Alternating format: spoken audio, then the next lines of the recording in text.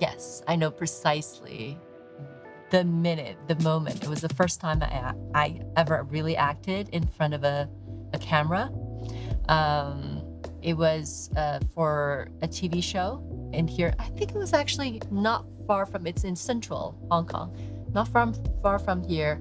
I had to cross the street and just faint. I had no lines. I just need to cross the street, like the sidewalk, and then faint in the middle of the road. And I just felt that moment of like, wow, this is amazing. If I get to do this for a living for the rest of my life, it would be just a dream come true. And I just fell in love with acting right there and then. I still don't feel like I get to choose. It comes to me. Character comes to me, a project comes to me. That's why I'm also writing and directing, and because then I can really steer the ship, so to speak. But as an actor, I feel like I'm just such a small piece of the puzzle. It's a team of people who have prepared or written the script and get it financed, and when they start casting, that's when they're about to start filming. The only thing I get to choose is when we're rolling, the camera's like rolling, and no one can tell me exactly what to do. I'm still free within those moments. How do we connect as humans in the scene? That's when I get to choose. Otherwise, it's just, by chance, serendipity. First of all, it is so hard to be a good actor already. I feel like it's so hard to be an actor. I feel like my daughter is a great actor. Like she's so good at faking things. But if actor as a profession, a professional actor, it is already really hard to have a sustainable career and continuous work. But a great actor, I feel like that's already really difficult to achieve, and that's something I'm still trying to do. I'm not even sure if I'm a good actor, let alone a great actor, but I think from what I've seen, I feel like, for example, Colin Farrell in Ballad of a Small Player, I think he's a great actor, because what separates him from, other actors, that he bring his own humanity into the work, always. Even though his character Doyle is kind of a despicable character in many ways, there's something more than just what's on the page or what's written for that character. But while he's very faithful in portraying that character, he brings so much of his own humanity into it. I think it's Denis Diderot, he always says, you have to show the great parts of the human experience. The human lives have to be reflected in the art in a positive way. What makes us special, what makes human beings special. It feels a little egocentric as human beings, but there is a distinction between us and the animals, and the human spirit and the humanity is really important to be shown in a character, in a story. And I think a great actor can bring that, elevate that, because not every character that's written has layers and depth in it.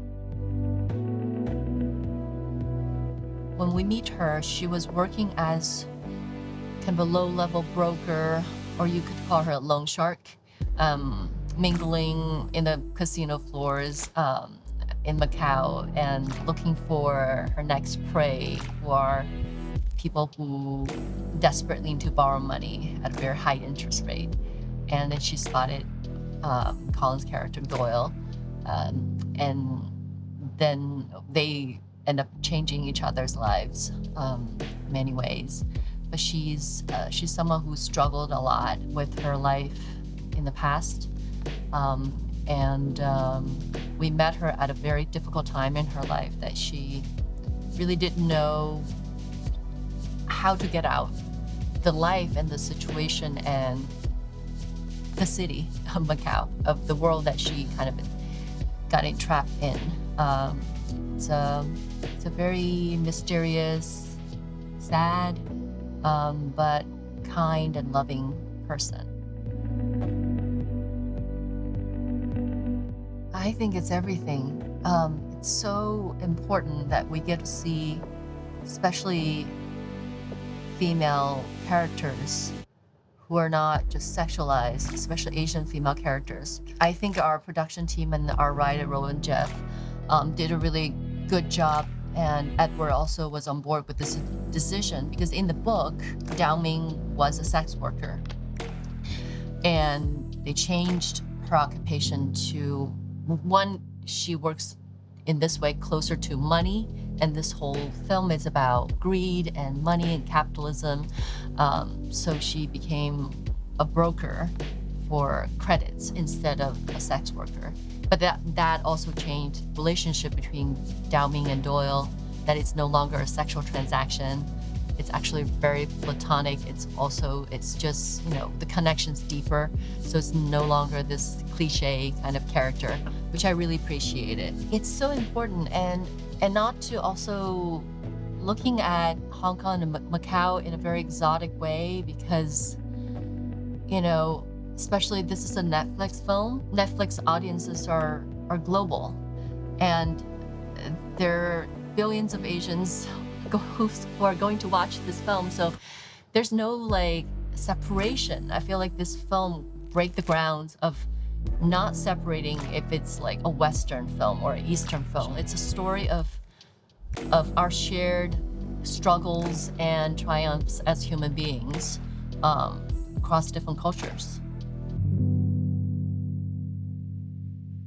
One job at a time, one line at a time. I'll just continue to do the work. I think it's hard to look at things in the grand scheme of things and in a macro sort of way, because there are so many things that's out of my control. But yeah, what I can do is to do justice to each character I portray, and also create my own projects. I think my writings are my way of kind of filling the void and filling the gap of things that I have not seen on screen, stories that I have never heard of. So I'm trying to fill in the gaps in my own way. Yeah. I don't know.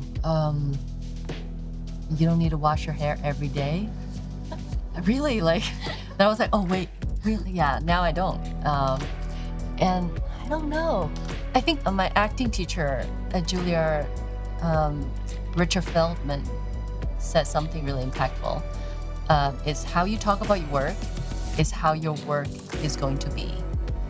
And I think that applies to everything in life, not just, in the way that I parent my children and the way that I talk to you about my work.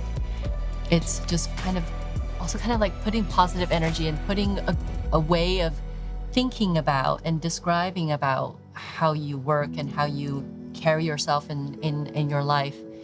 I think it does something. So yeah, I think how we express ourselves, how we talk to other people, how we talk about our work is how subconsciously we're going to end up doing it.